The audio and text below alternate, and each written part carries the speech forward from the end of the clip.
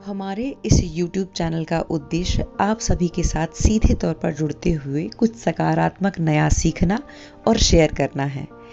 इसी श्रृंखला में कल दोपहर अपनी एक अच्छी आदत के मुताबिक मैं अपने काम से फ्री होकर YouTube चैनल पर कुछ नया सकारात्मक सुनना चाहती थी और तभी मैंने भारतवर्ष के एक बड़े ही उम्दा वक्ता को सुना, जिनकी अपनी शैली, एक अपना विरला अंदाज है।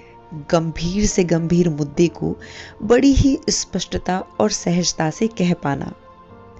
जी हाँ, मैं बात कर रही हूँ श्री अमोघ लीला प्रभु जी की।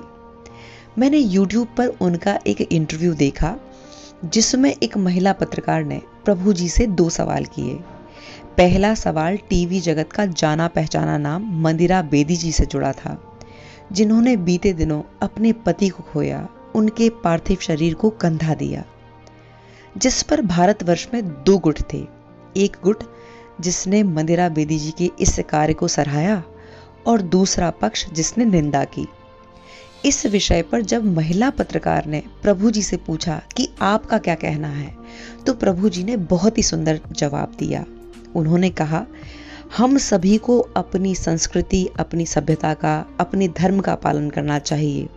उन सभी रिचुअल्स का सम्मान करना चाहिए जो हमारे धर्म से जुड़े हुए हैं।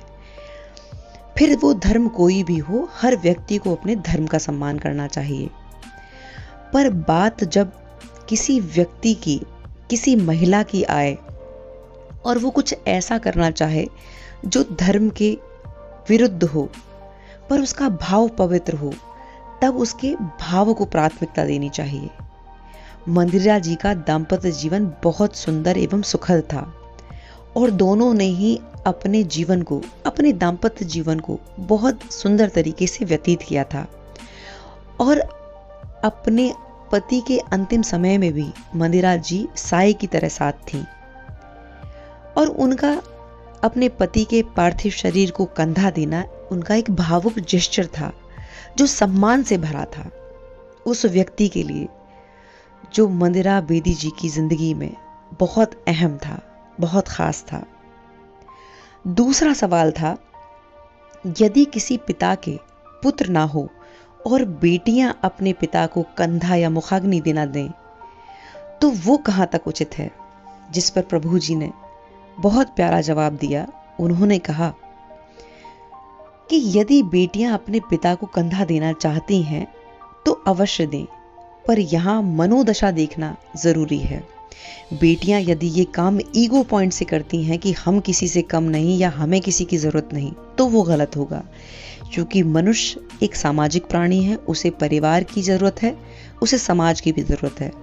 पर वहीं जो बेटियां अपने पिता को भावपूर्ण श्रद्धांजलि देते हुए रिचुअल्स का भी सम्मान करती हैं और पिता के पार्थिव शरीर को मान सम्मान देते हुए ऐसा करना चाहती हैं, तो ये हमारी जिम्मेदारी है कि हम उनकी इन सुंदर पवित्र भावनाओं का सम्मान करें। इन दोनों सुंदर सवालों के जवाब से मैंने जो निचोड़ निकाला है वो ये है कि पहले हमारे भारतीय समाज की व्यवस्था के मुताबिक महिलाएं परिवार को संभालती थी, घर की जिम्मेदारी लेती थी और पुरुष का दायित्व था परिवार की भरण पोषण की व्यवस्था करना।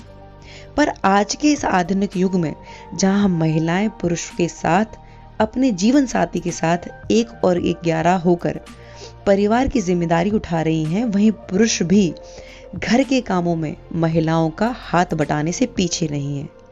तो आज के इस बदलते परिवेश में ये हमारी जिम्मेदारी है कि हम अपनी सभ्यता, संस्कृति, धर्म के साथ साथ हर उस स्त्री एवं पुरुष की भावनाओं का सम्मान करें जिनका इंटेंट प्योर है, उसे सराहें और उनके सहायक बने। जय हिंद, जय भारत।